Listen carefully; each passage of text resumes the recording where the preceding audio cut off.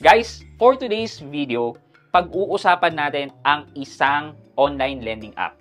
Apparently, na-review ko na pala siya sometime 10 months ago or last year.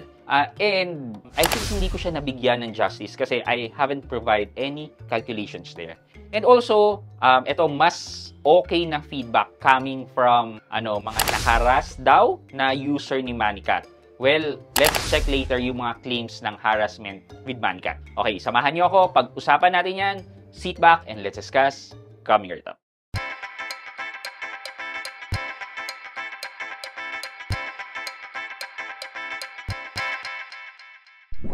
Hi guys, this is Pat and you're in Pat Quintos Review TV. So if you're new here in my channel, I do reviews about personal finance na meron na akong experience or meron na akong knowledge na ginawan ko na yan ng videos and playlists makikita nyo dito sa taas. At kung bago ka dito sa channel ko, you may want to consider subscribing to my channel.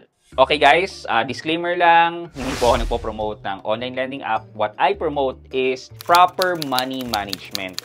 Wherein, kahit iutangin mo yan, mas okay pa rin na doon tayo sa may mababang interest at legitimate na hindi nanghaharas or nagpa-follow sa standard na sinet ng ating government. Okay, sana malinaw po tayo. Okay, so let's start with Manicat. Si Manicat Loan ay hawak ni Manicat Financing Incorporated. Ito daw yung address nila, 1708 Tektite East Tower, Exchange Road, Ortigas Center, Pasig City. So, sa may Tektite lang pala sila. And then, ito yung Certificate of Authority to Operate 1254 granted by SEC. And then, ito yung SEC registration number nila, which is makikita rin natin yan sa SEC website na yan. Okay, so far, so good in terms of paper trail requirement with SEC. So, kung sabi ni SEC, then legit sila. So, ito yung website nila. Ulitin lang ulit natin. So, sabi ni Manicat, instant cash loan online ng up to 20,000 pesos daw and up to 180 days in just 5 minutes. And yung first loan mo daw ay free of interest. So, basically, 0%. So, ang tanong, totoo ba itong claim na 0% interest for the first loan? Well, I verified it and yes, 0% on your first loan. But, ito yung catch. Yung first loan mo ay only 7 days. And hindi siya up to 20,000.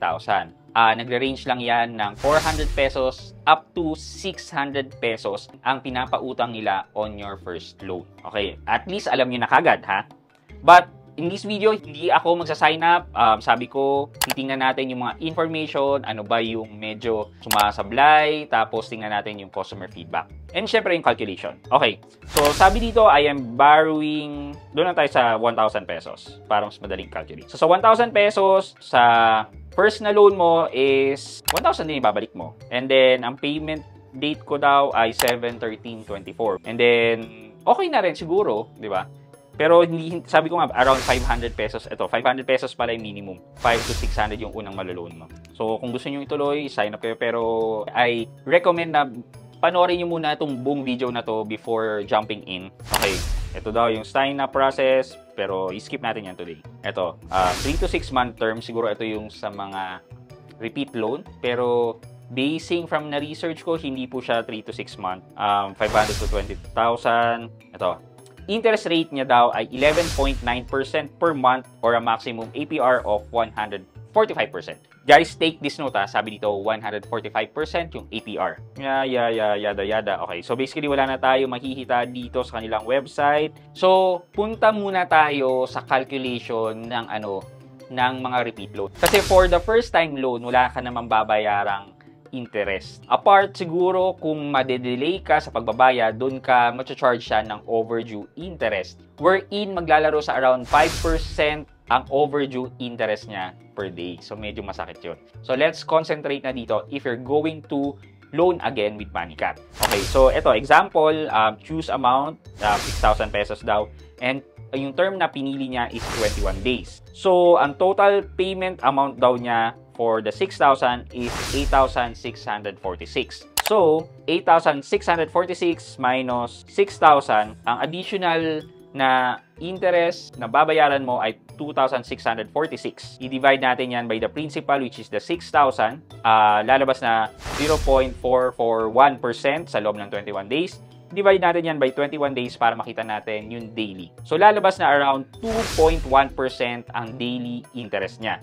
pag multiply natin to sa 365 days, lalabas na 766.5% ang APR niya o ang annual percentage rate, which is sobrang laki. So, another thing daw na merong feature kay MoneyCat is for you na pwede mo daw i-extend yung loan. So, in this picture, ang loan payment mo ay 2,966. And if wala ka pa daw na ganitong pera, you can extend by just paying 1,000 pesos for 14 days. And then, pagdating na ng due date mo, kailangan mong isettle again yung 2,966. Parang binayaran mo yung 14 days na worth 1,000 pesos. So, ito na.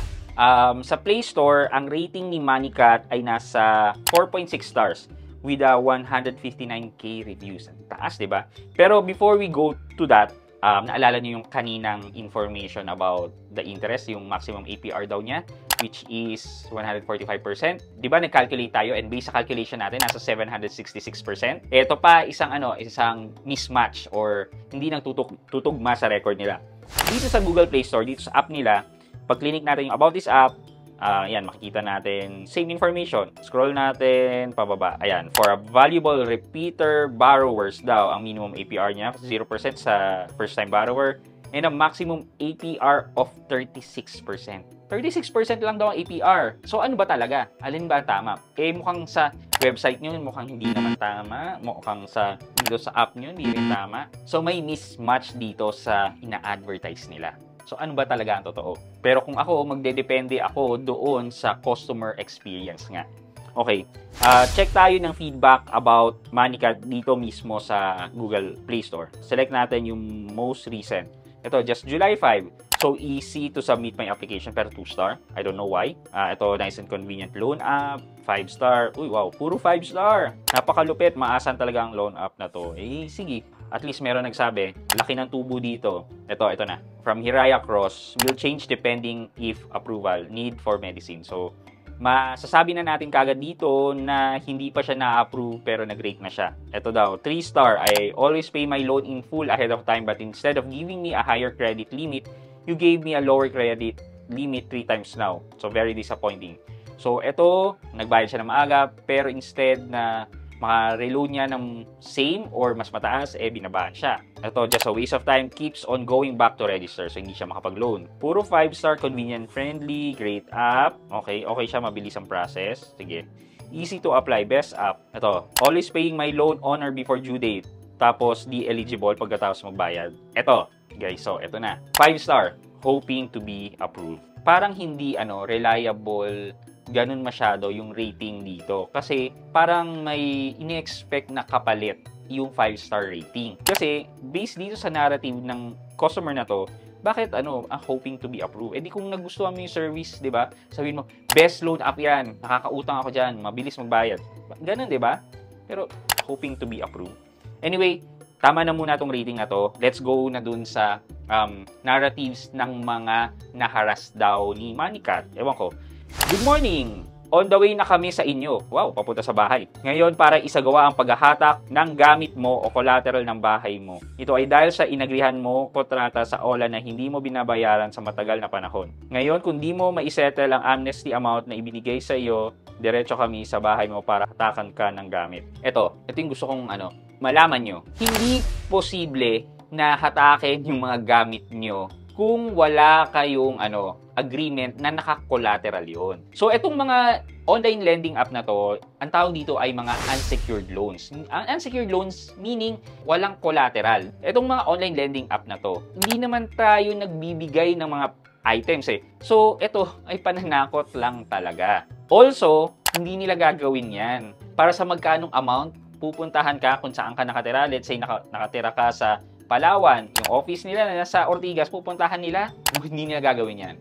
Basically, pananakot lang nila ito. Tingin pa tayo ng iba. Ito daw, from Legal Department, Bernardo Placido Law Office and Litigation Regional Trial Court Office. Ito yung okay lang sana to. Walang problema na magpadala ng ganitong email. Pero, lalagyan nila ng Litigation Regional Trial Court Office, medyo mali. Pero pag sinabing Bernardo Placido Law Offices, pwede pa yan. Basically, yung attorney nila ni Manicat ay nagpadala lang ng demand letter. Okay, ito pa. Sabi dito, expect our legal team will conduct an investigation, judicial forum hearing within 24 hours. Walang karapatan sila na ipatawag ka for a subpoena or hearing. Ang tanging magpapasubpoena or hearing lang sa'yo ay ang mga courts natin. And hanggat wala kang nare-receive na court summon, yan, puro mga hangin lang yung sinasabi nila. Purely pananakot. Pero hindi ko naman sinasabi sa inyo na takasan nyo ang inyong mga utang. Okay? Ang hindi ko lang gusto is nananakot sila. It's still your responsibility na magbayad ng tama. Kung medyo hindi ka makapagbayad, gumawa ka ng plan. And then sabihin mo na, ito yung plan ko sa pagbabayad. Wala naman nakukulong sa utang eh. Pero, responsibility pa rin natin ang magbayad. Okay? So far, so good with Manicat. Si Manicat, if we compare sa lahat na na-review natin, ay nandito siya. Yan, nandyan na siya.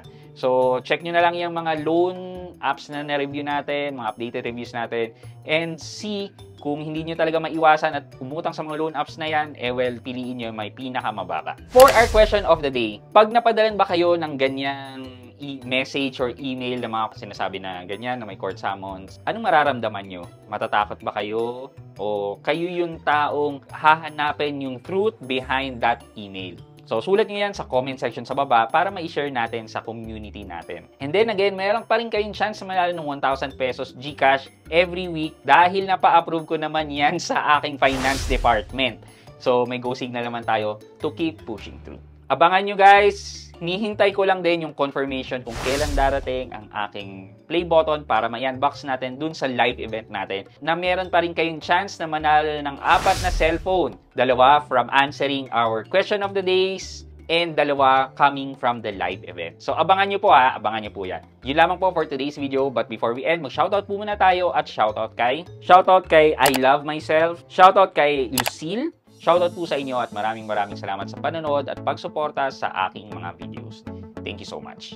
I hope you like this video. Leave a thumbs up, and if not, wala nang problema dyan, but continue to support me. Please subscribing to my channel by clicking the subscribe button and also the bell button sa tabi ng subscribe para makareceive kayo ng latest notification sa lahat ng upload ko. Again guys, this is Pat Quinto and you're in Pat Quinto's Review TV.